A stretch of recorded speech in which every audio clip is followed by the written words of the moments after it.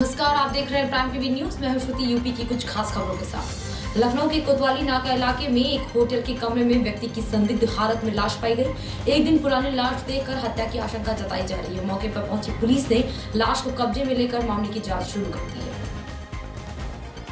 BJP विधायकों की तरफ से योगी को लिखे गए पत्र पर चुटकी लेते हुए उन्होंने कहा कि मैं वहां के विधायकों का धन्यवाद देता हूं जिन्होंने सपा सरकार में हुए विकास कार्यों को स्वीकार किया।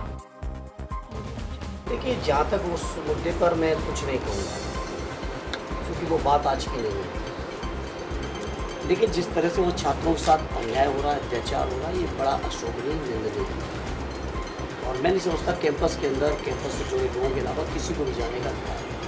क्या मानते झरना की प्रति उठनी चाहिए, वहाँ से तस्वीर क्या ये वहाँ के लोग तय कर देंगे। ये कोई बड़ा इशू नहीं है। ये असली जो बात, जिन बातों को लेकर आंदोलन हुआ या छात्रों ने जिस बात को लेकर लाठीचार्ज हुआ, वो निंदनीय है।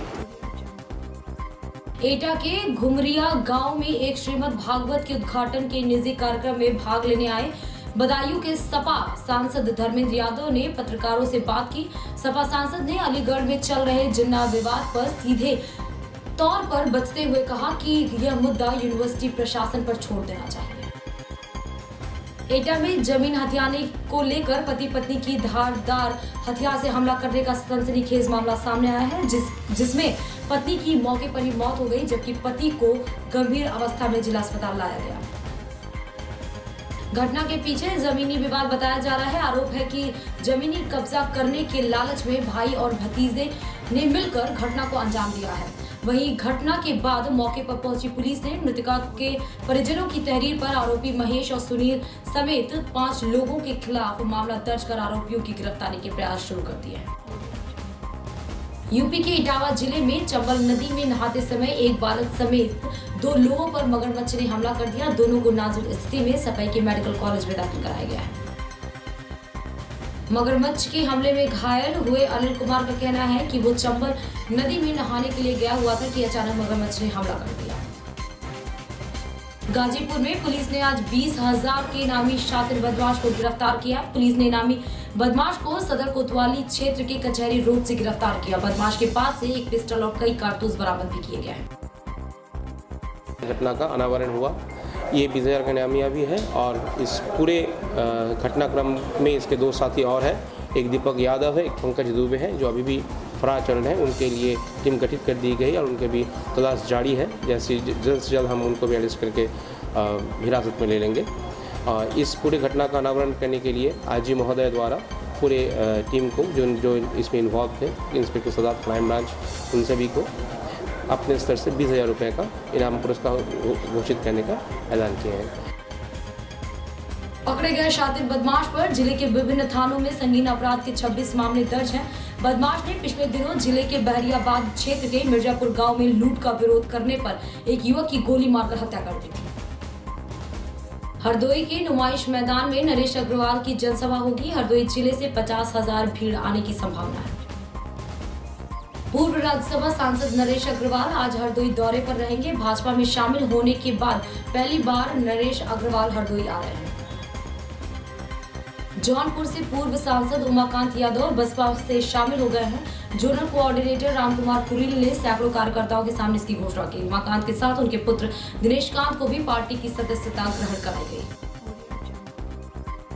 यूपी के डिप्टी सीएम केशव प्रसाद मौर्य के जन्मदिन के अवसर पर राजधानी लखनऊ के जीपीओ पार्क में बीजेपी के कार्यकर्ताओं ने हवन पूजन किया।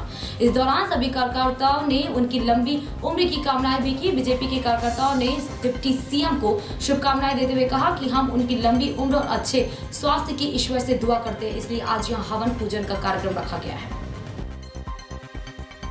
उत्तर प्रदेश के यशस्वी उप मुख्यमंत्री और कार्यकर्ताओं में बेहद लोकप्रिय नेता केशव प्रसाद मौर्य जी का आज जन्मदिवस है और उनके जन्मदिवस पर भारतीय परंपरा और रीति रिवाजों के तहत हमने आज यज्ञ अनुष्ठान किया था। यज्ञ अनुष्ठान करके सकारात्मक ऊर्जा उत्तर प्रदेश की उन्नति में काम आवे, इसलिए यज्ञ आयोजन किया। उसके बाद एक भंडारा है। इस भंडारे से लोगों का पेट भरने का काम आज किया जा रहा है ताकि केशव प्रसाद मौर्य जी दीर्घायु हो, उनकी लंबी आयु हो और उत्तर प्रदेश के लिए, देश के लिए अपनी सेवाएं लंबे समय तक दे सकें। एएमयू में जिन्ना की तस्वीर को लेकर देवरिया दौरे पर पहुंचे बीजेपी के सांसद कलराज मिश्र ने कहा कि जिन्ना आजाद भारत में खलनायक के रूप में रहे हैं। अखंड भारत के विभाजन में उन्होंने अहम भूमिका निभाई थी। उन्होंने जिन्ना प्रकरण पर सरकार के रुख के बारे में कहा कि यह सरकार जाने, लेकिन मेरा मत है कि उनका चित्र हटना चाहिए। हम आपको बता रहे हैं कि क्योंकि खलनायक के रूप में जिन्ना रहे, तो अब आज़ाद भारत में मुझे पता है जो अखंड भारत को विभाजित करने में एक भूमिका का निर्वहन किया है और इसी कारण अनेक प्रकार की कठिनाइयाँ पैदा हुई। अब आज़ाद भारत में चित्र ऐसे प्रमुख विश्वविद्यालय में केंद्रीय विश्वविद्यालय रखने का कोई औचित्य नहीं। महोबा के कनकुआ गांव में सोलर पावर प्लांट के समीप कुछ मानव कंकाल मिलने से इलाके में हड़कंप मच गया। गांव से दूर सुनसान इलाके में मानव कंकाल मिलने की सूचना पाकर भारी पुलिस बल सहित एसएसपी भी मौके पर पहुंचे। कंकाल के अवशेषों को कब्जे में लेकर जांच शुरू कर दी है। पुलिस ने मौके से 15 दिन पूर्व मध्य प्रदेश से भागी प्रेमी युगल अर्जुन यादव की बाइक, दो मोबाइल, ड्राइविंग लाइसेंस, निर्वाचन कार्ड सहित एक तमंचा और 2 कारतूस बरामद कर मामले की जांच शुरू कर दी है। कि कुछ मानव अवशेष हैं और एक आई कार्ड है, बाकी कुछ 2 मोबाइल हैं, कुछ सिम है, मोटरसाइकिल है। आई कार्ड से ये पता चल रहा है कि अर्जुन यादव नाम का व्यक्ति है जो बड़ा मेलहरा का रहने वाला है।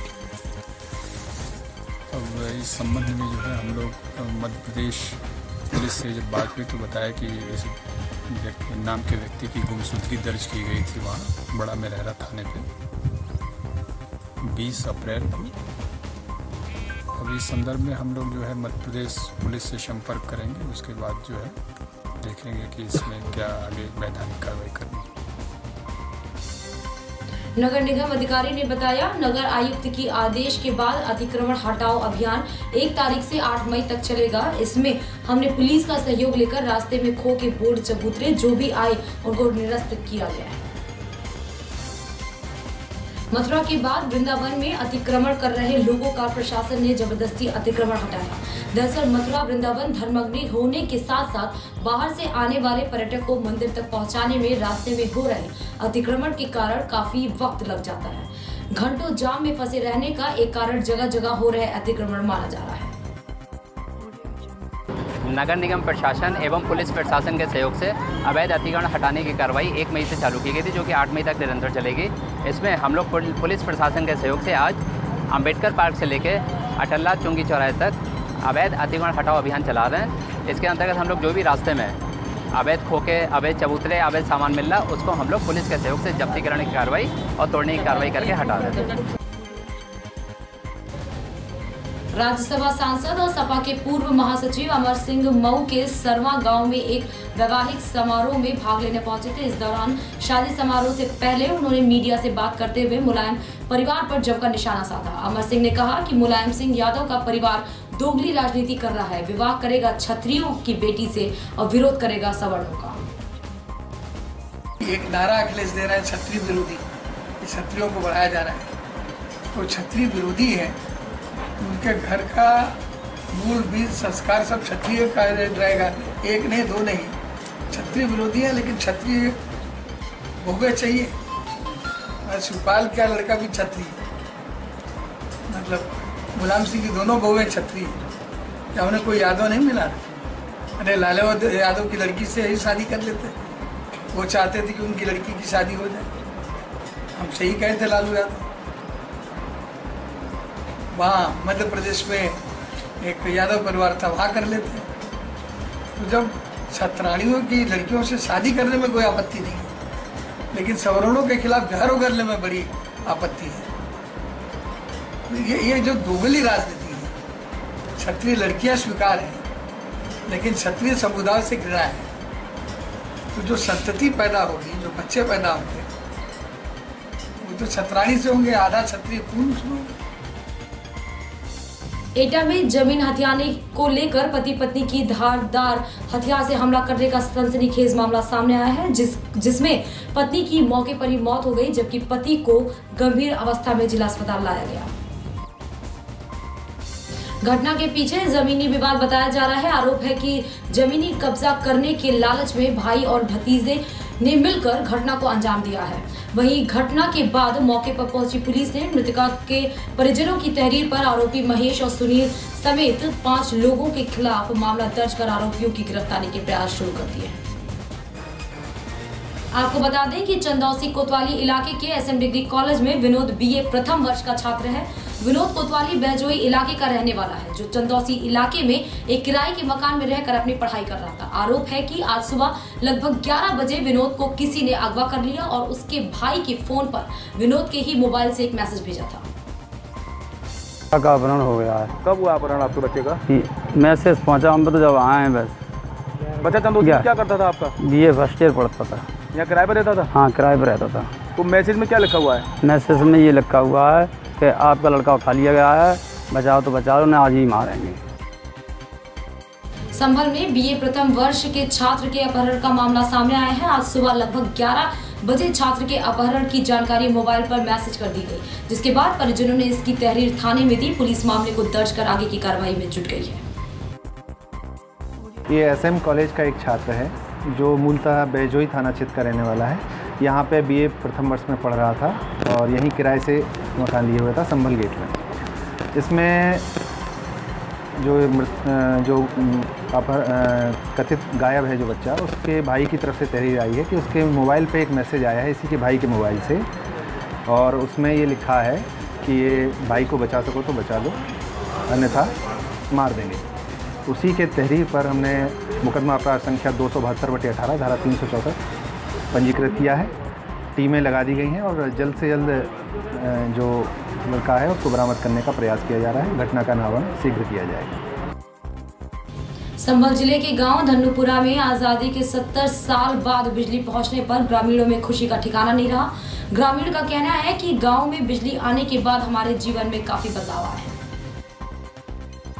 देश के प्रधानमंत्री को ये कहना चाहूँगा बहुत बहुत धन्यवाद, और अगली बार जो सरकार बने वो नरेंद्र मोदी की सरकार बने। मैं ये कहना चाहता हूँ कि जो काम नरेंद्र मोदी प्रधानमंत्री ने किया वो शायद कोई भी प्रधानमंत्री नहीं कर सकता। अब माननीय मोदी जी के समय में, माननीय योगी जी के समय में सारी व्यवस्था की जा रही है। जर्जर तार हैं वो ठीक किए जा रहे हैं, जहाँ खंभे नहीं है वहाँ खंभे लगाए जा रहे हैं।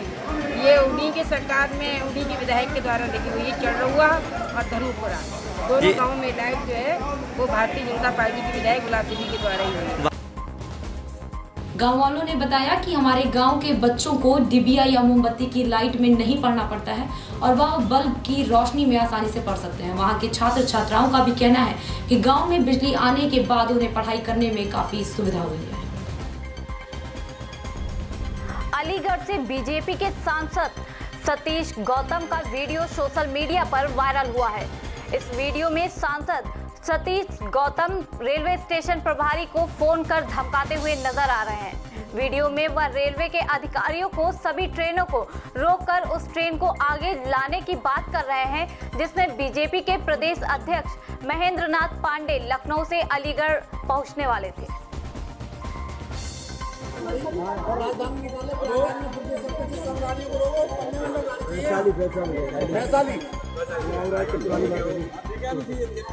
अरे तुम तत्काल बोलो वैशाली का,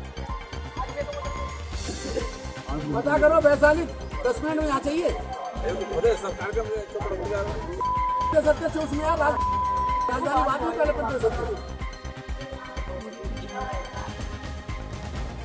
बताते चले कि उत्तर प्रदेश में पूर्व मुख्यमंत्रियों को बड़े बड़े बंगले बांटे जाने का चलन है। यहाँ फिलहाल 6 पूर्व मुख्यमंत्रियों के पास पौष इलाके में कई एकड़ में बने बड़े बड़े सरकारी बंगले हैं। इन बंगलों पर इनको जीवन भर रहने का अधिकार दिया गया है।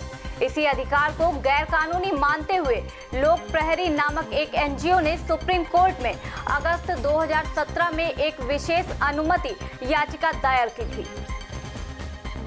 यूपी के सभी पूर्व CM को सुप्रीम कोर्ट के एक फैसले ने बेघर कर दिया है। दरअसल सुप्रीम कोर्ट ने उत्तर प्रदेश के सभी पूर्व मुख्यमंत्रियों के लिए आवास सुविधा को समाप्त कर दिया है, जिसके बाद अखिलेश सहित सभी पूर्व मुख्यमंत्रियों को सरकारी आवास खाली करने होंगे। इसके पहले भी एक बार सुप्रीम कोर्ट ने पूर्व मुख्यमंत्रियों को आजीवन आवास का नियम रद्द कर दिया था, लेकिन तब यूपी की तत्कालीन अखिलेश यादव सरकार नया कानून ले आई थी, जिसके बाद पूर्व सीएम को उनके बंगले में रहने का अधिकार मिल गया था।